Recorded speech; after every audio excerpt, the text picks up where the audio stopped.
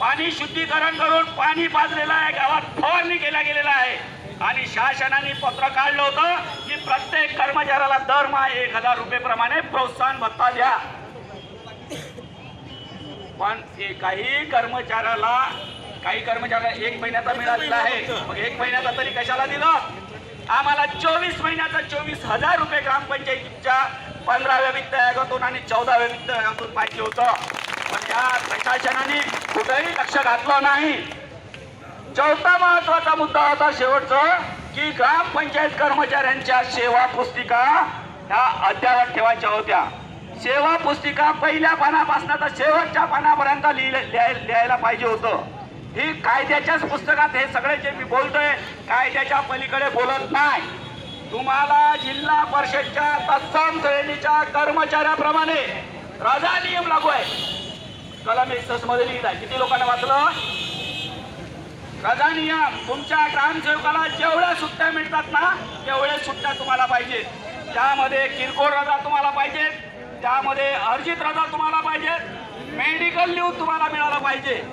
यासाठी म्हणून या जिल्हा परिषदेला आलेलो आहोत.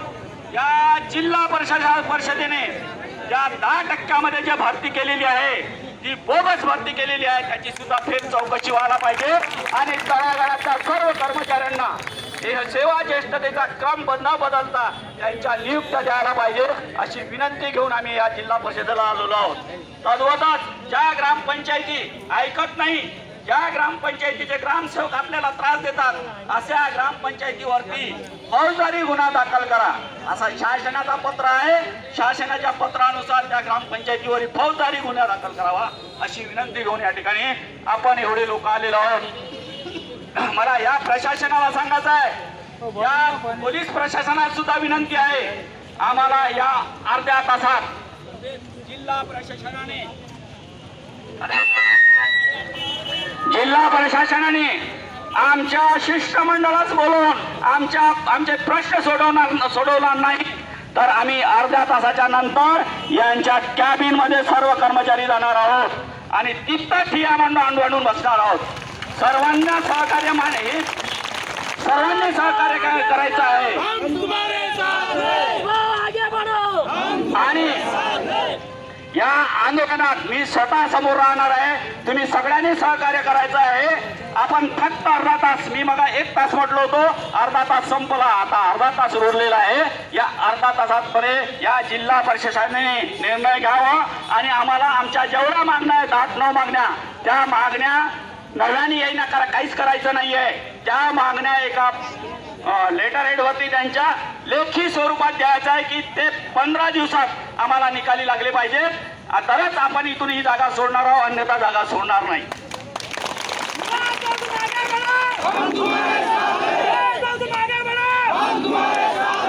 आणि इथं उन्मित दादा या ठिकाणी उपस्थित आहेत, त्यांना सुद्धा माझी विनंती आहे की महाराष्ट्र सरकारकडनं आपल्याला वेतन श्रेणी मिळवून देण्यासाठी प्रयत्न करावं. कारण वेतन श्रेणी ग्रामपंचायतीचे कामं आणि नगर परिषदेचे कामं ही सारखी कामं आहेत. आमचा कर्मचारी झाडू मारतो, नगरपालिकेचा कर्मचारी झाडू मारतो, आमचा कर्मचारी पाणी सोडतो, तो सुद्धा पाणी सोडतो, म्हणजे सारखे काम आहे. वीज पुरवठा तो सोडतो, आपण वीज पुरवठा म्हणजे चालू करतो, वसुली आपण करतो, ते सुद्धा करतात, जन्म मृत्यूची नोंद आपण घेतो, ते सुद्धा ते करतात, म्हणजे कामं सारखे आणि पगार आम्हाला किमान वेतन आणि त्यांना वेतन श्रेणी असं म्हणजे फरक का? अगर तुम्हाला नगरपालिका ज्या 147 नगरपालिका 2017 मध्ये नगरपालिका म्हणजे ग्रामपंचायती 147 ह्या नगरपंचायती झाल्या. पहिले ग्रामपंचायती होत्या, नगरपंचायती झाल्यामुळे त्यांना वेतन श्रेणी दिल्या गेला. मग आपल्या तेवढ्याच लोकसंख्येच्या त्याच्यापेक्षा जास्त लोकसंख्येच्या ग्रामपंचायती आजही शिल्लक आहे, यांना सुद्धा नगरपंचायतीच्या कर्मचाऱ्याप्रमाणे वेतन श्रेणी लागू करावा ही मागणी माननीय उन्मित दादा यांच्या माध्यमातून मी विनंती करतो आहे. त्यांनी याकडे लक्ष घालून किमान प्रशासकीय बैठक या आचारसंहितेच्या पहिले मंत्रालयात लावून द्यावी आणि त्यामध्ये आमच्या ज्या 5 समित्या यांनी शासनाने केल्या, 5 समित्या शासनाने निर्गमित केल्या, 5ही समित्याच्या ज्या फाईली आहे म्हणजे रिपोर्ट्स आहे ते आजही ग्रामविकास विभागाकडे धूळ खात बसलेले आहे आपल्याला सर्वात पहिले नासो फरांदे समिती यांनी म्हटलं आहे की या ग्रामपंचायत कर्मचाऱ्यांना वेतन श्रेणी द्या. त्याच्यानंतर घगराणी समिती आली, त्याच्यानंतर राका पवार समिती आली, त्याच्यानंतर दीपक म्हैसेकर समिती आली की यांना पेन्शन लागू करा. त्याच्यानंतर आता अभय यावलकर समिती बसलेली आहे. या अभय यावलकर समिती अशा 5 समिती यासाठी नेमल्या गेल्या होत्या की राज्यातील ग्रामपंचायतींना काम करणाऱ्या 60,000 कर्मचाऱ्यांना वेतन श्रेणी लागू करा म्हणून अहवाल मागितलं. 5 वर्ष संपले, प्रत्येक सीझनचे आपण जे भांडतोय 5 वर्षासाठी यांनी समिती केली आणि गुंडाळून ठेवलं. म्हणून आपण महाराष्ट्र राज्य ग्रामपंचायत कामगार सेनेच्या माध्यमातून आमच्या कामगार सेनेचे भारतीय कामगार सेनेचे अध्यक्ष आदरणीय अरविंद भाई सावंत